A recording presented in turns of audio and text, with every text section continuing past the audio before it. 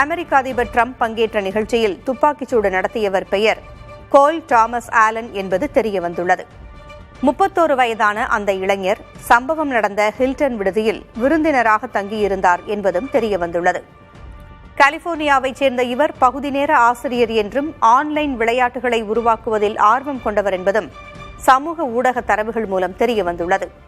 சிறந்த ஆசிரியர் விருது பெற்றிருப்பதாகவும் சமூக தள சுய விவரப்பதிவில் கோல் தாமஸ் ஆலன் குறிப்பிட்டிருக்கிறார்.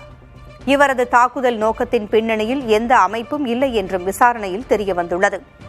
இவரது இலக்கு யார், தாக்குதலின் நோக்கம் என்ன என்பது குறித்து காவல்துறையினர் விசாரித்து வருகின்றனர். விருந்து நிகழ்ச்சியில் விரைந்து செயல்பட்டு விபரீதங்களை தவிர்த்த பாதுகாவலர்களை பாராட்டுவதாக அமெரிக்க அதிபர் டிரம்ப் தெரிவித்துள்ளார். தாக்குதல் நடத்தியவர் கைது செய்யப்பட்டுவிட்டதாக குறிப்பிட்ட அவர், காயமடைந்த பாதுகாப்பு படை அதிகாரி குண்டு துளைக்காத கவச உடை அணிந்திருந்ததால் உயிர் பிழைத்ததாக தெரிவித்தார். துப்பாக்கியால் சுட்ட நபரிடம் கத்தி உள்ளிட்ட ஆயுதங்களும் இருந்ததாக டிரம்ப் தெரிவித்தார். துப்பாக்கியால் சுட்டவர் தனிநபர் போல் தெரிவதாகவும் ஈரான் பின்னணி இருப்பதாக கருதவில்லை என்றும் டிரம்ப் தெரிவித்தார்.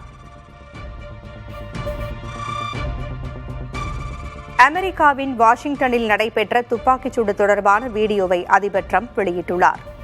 அதில் விடுதி வரவேற்பறையில் பாதுகாப்பு அதிகாரிகளை மீறி ஒரு நபர் ஓடும் படமும் அவரை நோக்கி காவலர்கள் சுடும் காட்சிகளும் இடம்பெற்றுள்ளன. மேலும் துப்பாக்கிச் சூட்டின் போது விருந்து அறையில் எடுக்கப்பட்ட படங்களும் வெளியாகியுள்ளன. துப்பாக்கியால் சுட்ட நபர் கலிபோர்னியாவைச் சேர்ந்தவர் என்று தெரியவந்துள்ளது. எனினும் அவரது நோக்கம் என்ன என்பது தெரியவில்லை.